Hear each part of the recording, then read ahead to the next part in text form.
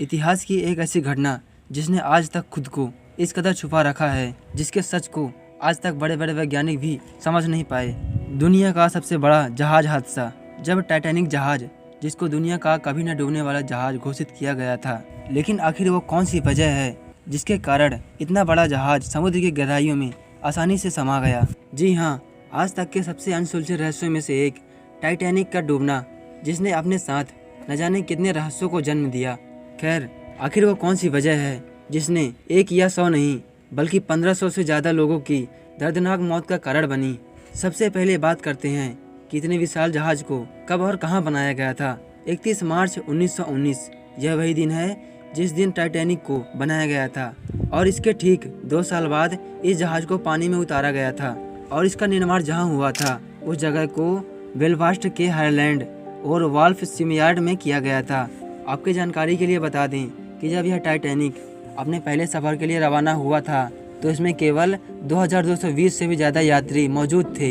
लेकिन जब RMS Titanic डूबा, ठीक उसी टाइम पर मरने वालों की संख्या 1517 लोगों की रिकॉर्ड की गई और बाकी यात्रियों को जीवन रक्षक नौका में ट्रांसफ़र कर दिया गया था। एक सर्वे के अनुसार यह बात सामने आई कि जब RMS टाइटैनिक डूब रहा था उस टाइम के दौरान महिलाओं और बच्चों को जीवन रक्षक नौका में बैठने के लिए ज़्यादा जोर दिया जा रहा था, जिसकी वजह से पुरुष ज़्यादा मात्रा में समुद्र में डूब गए थे। हालांकि टाइटैनिक जहाज के डूबने के कई सारे कारण हैं, लेकिन हम आज शुरू से शुरुआत करेंगे। RMS टाइटैनिक के सफ़र की शुरुआत 10 अप्रैल 1912 को इंग्लैंड के साउथहैम्पटन नाम की एक जगह से हुई और टाइटैनिक जहाज की सफ़र की मंजिल न्यूयॉर्क जाना था।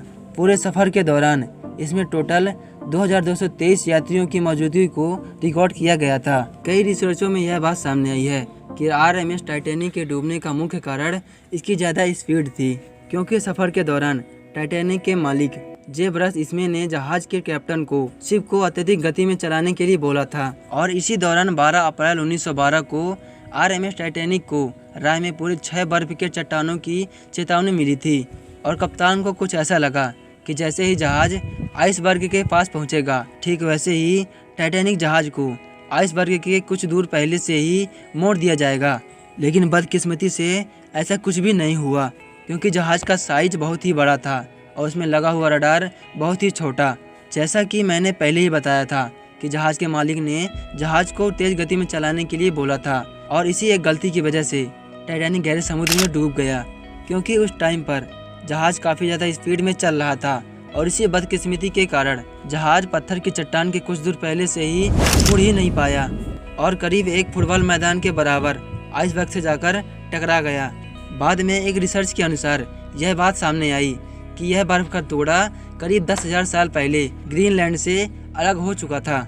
लेकिन सोचने वाली बात तो यह है कि जब जहाज के डूबने के दौरान बर्फ़ के चट्टान का साइज करीब 1 फुटबॉल के मैदान के बराबर था, तो करीब 10,000 साल पहले इसका साइज क्या रहा होगा, ये बात आज तक राज ही बनी हुई है।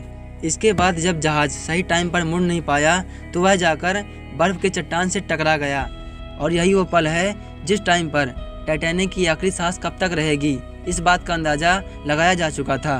खैर, जैसे ही जहाज उस बर्फ़ की चट्टान से टकराया, ठीक उसी समय पर इस टकराव के कारण टाइटैनिक के निचले हिस्से में एक बड़ा सा होल हो गया, और इसी होल की वजह से जहाज के अंदर के हिस्सों में समुद्र का ठंडा पानी घुसने लग गया। क्योंकि ये होल कोई छोटा मोटा होल नहीं था, बल्कि इस होल का साइज इतना पर्याप्त हो चुका था कि यह कुछ घंटों के अंदर अंदर पूरे जहाज को डुबाने की क्षमता रख सकता था। धीरे धीरे RMS टाइटैनिक के अंदर पानी का भराव बढ़ता ही चला गया, और एक टाइम ऐसा आया कि जब 882 फीट लंबा टाइटैनिक बीच से 2 हिस्सों में टूट चुका था। चारों तरफ चीख पुकार मचने लगी, क्योंकि लोगों को विशाल अंधेरा और गहरे समुद्र में अपनी अंतिम सांसें महसूस होने लगी थी। और ठीक रिकॉर्ड किए गए टाइम के अनुसार करीब 11:40 पर जहाज पानी के अंदर डूबना शुरू कर चुका था, और करीब 3 घंटे बाद, मतलब कि 2:20 पर टाइटैनिक जहाज पूरा समुद्र में डूब चुका था। लेकिन जहाज में केवल 2223 यात्री ही मौजूद थे, जिनमें से करीब 706 लोगों को इन 3 घंटों के अंदर जीवन रक्षक नौका में सवार किया जा चुका था, और बचे सभी यात्री करीब 1517 लोगों की समुद्र के ठंडे पानी में डूबने की वजह से दर्दनाक मौत हो गई।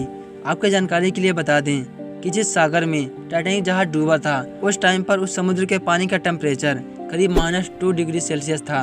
और इतने टेम्परेचर में एक नॉर्मल आदमी केवल 20 मिनट तक ही सर्वाइव कर सकता है।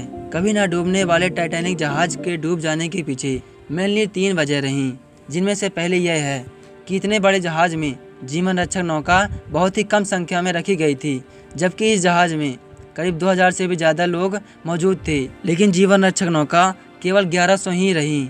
यह बात काफ़ी ज़्यादा मायने रखती है कि अगर जीवन रक्षक नौका लोगों के लिए पर्याप्त होती तो शायद उस दिन इतने लोगों की जानें नहीं जाती। और आगे दूसरी सबसे बड़ी वजह यह थी कि जहाज के मालिक ने जहाज के कैप्टन को तेज़ गति में चलाने के लिए आदेश दिया था।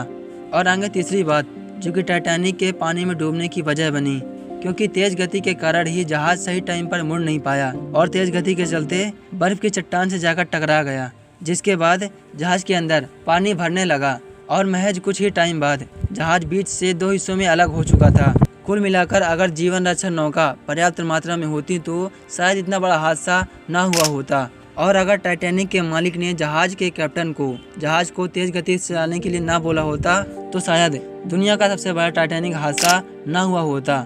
और अगर जहाज के कैप्टन की यह सोचना होती कि जहाज बर्फ की चट्टान के पास पहुंचने से पहले ही मुड़ जाएगा तो शायद यह हादसा आज ना हुआ होता, लेकिन ऐसा नहीं हुआ और जहाज पानी में पूरा समा गया।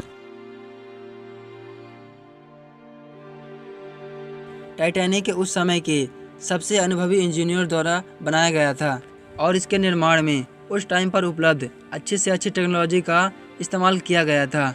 साथ ही साथ इसको ऐसा डिजाइन किया गया था कि यह समुद्र की किसी भी आपदा का सामना कर सकता था और कैसे भी कंडीशन में समुद्र के बीचों बीच सर्वाइव करने के लिए तैयार था। लेकिन बदकिस्मती से यह बात 14 अप्रैल 1912 को झूठी साबित हो गई और टाइटैनिक का समुद्र में डूबना एक हादसा नहीं बल्कि एक रहस्य बन गया। आज भी टाइटैनिक का मलबा समुद्र की गहराइयों में मौजूद है